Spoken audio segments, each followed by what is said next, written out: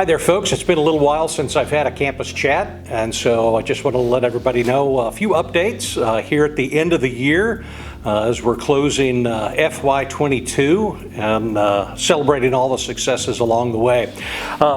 One thing that I wanted to highlight is that we had a team who went to the Higher Learning Commission Conference in Chicago. First time that's been in person in a few years, of course, and so it was good to get back and see what's going on with the world of accreditation and new government mandates and good practices. A couple of things that were really popular among attendees, and there were a number of presentations on them, was number one, competency-based learning, and that's a model I think we're really going to have to engage more closely. It's a model that even the Illinois Community College Board and IBHE have both expressed a great deal of interest in. It really does kind of turn traditional education, on its side a little bit. It is different from correspondence education. It is not correspondence at all, but it's a totally different way of approaching teaching and learning, where basically the instructor is not lecturer leader, but more of a coach, assistant, helping students as they learn on their own time and on their own pace. So it's a very different model. Different schools do it differently. If you ever get a chance to do a Google search, take a poke around and see how folks are implementing competency-based learning. But CBL is here and it's growing, and that's going to be part of the future of higher education. So it's an exciting time. We'll be able to look at new models and new ways of delivering education to this generation and adapt into their needs. Co-curricular assessment is something that's extremely not just popular, but extremely studied right now by different scholars at different institutions, and how students get value from or obtain value from experiential activities. So I want to commend our assessment committee for putting through a new co-curricular assessment guide. That is going before the Board of Trustees as a non-action item. And I know the committee spent a considerable amount of time on that, and I thank the folks who spend time on that committee, and particularly the leadership who put all of that together. So thank you all very much. I think we're really staying ahead of a lot of things with as far as a lot of the new mandates and ideas that are coming out in accreditation and from the federal government. So I want to thank everyone for that attention.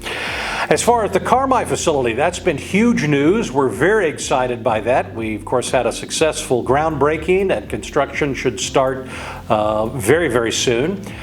So you'll actually see lots of machines up there working and moving dirt and preparing the foundation.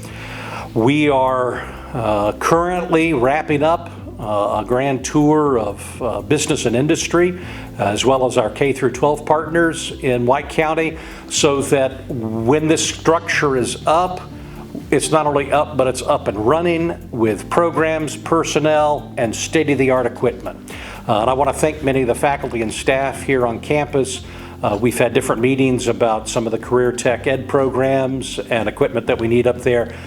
You folks have been invaluable in helping shape this, and I appreciate your contacts with industry as well.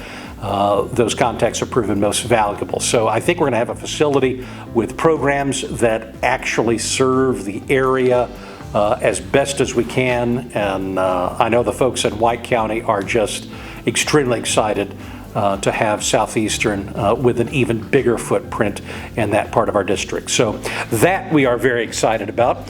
You'll also see some developments probably in electric vehicles because of the location of our facility near the Princeton Toyota plant. Because many workers from the northern part of the region go over there, so we're exploring some new curriculum, new ideas in EV. We're also looking at PLC training and a whole host of other things, including welding, automotive, CDL, and just general industrial arts such as electrical, plumbing, carpentry, those real hands-on trades. So we're very excited by that. And as soon as we wrap up the meetings in a couple of weeks, then we're going to sit down and look at staffing needs as well as curriculum needs and equipment. So that is very exciting, and we hope to be fully operational by fall of 23 with those programs offered and up and running at Carmi. So we have a year to plan and obtain all that we need to get to supply that facility. As far as strategic planning, I appreciate Chris Barr and the Strategic Planning Committee for charging ahead, and we're right on task. The subcommittees on the major committee regarding sub-initiatives that will lead us to operational plans, they've been doing just a tremendous amount of work behind the scenes, and so I want to tip my hat to all of you folks who have been working on that. That's faculty and staff, so thank you very, very much. Recruitment, of course, is going to be huge in this upcoming strategic plan. We're going to be looking at even potential career coach models, perhaps some pilot programs with some of our local high schools, because sadly the growing trend of students going nowhere after high school, that's just growing at an alarming rate nationally, particularly in rural America. And so we really have to reverse that trend. And so we're looking at some of those models in addition to what all we're doing. I know there's been some great recruitment taking place. I was just walking down the hall a few days ago, and I stumbled on a couple of faculty members who had just gone to, I think, Pope County to sign some students. And then later in the day I was walking by and I heard a couple of faculty talking about how they'd recruited a couple other students from another local school, and they were just kind of debriefing about what worked and what didn't. They're, of course, trying to make sure that they have good enrollment in their programs. And then I heard another faculty member talking to another faculty member, just stumbled on that conversation in an office doorway, talking about a couple of students from out of state coming in for a program. And I just cannot thank you all enough. Recruiting, retention, completion, that's a team effort. And no one person is ever responsible for all of those things for an institution. So I want to thank all of you for your dedication and service and making sure that the local youth especially, as well as youth from outside coming into our area to benefit from our programs, thank all of you for taking time to help build tomorrow's workforce. So thank you very much for that. We will also look at retention efforts such as with mental health counseling. We have interviewed a person, and hopefully we'll have someone on staff here very soon to provide that very needed benefit for students. And as far as end of the year, of course, we'll have 2 graduations. Very excited by that. Most people seem very positive about it, and so I appreciate it. And it's really been kind of a nice return to almost normal in this new normal. And I want to leave you with a book that a few of us are reading right now.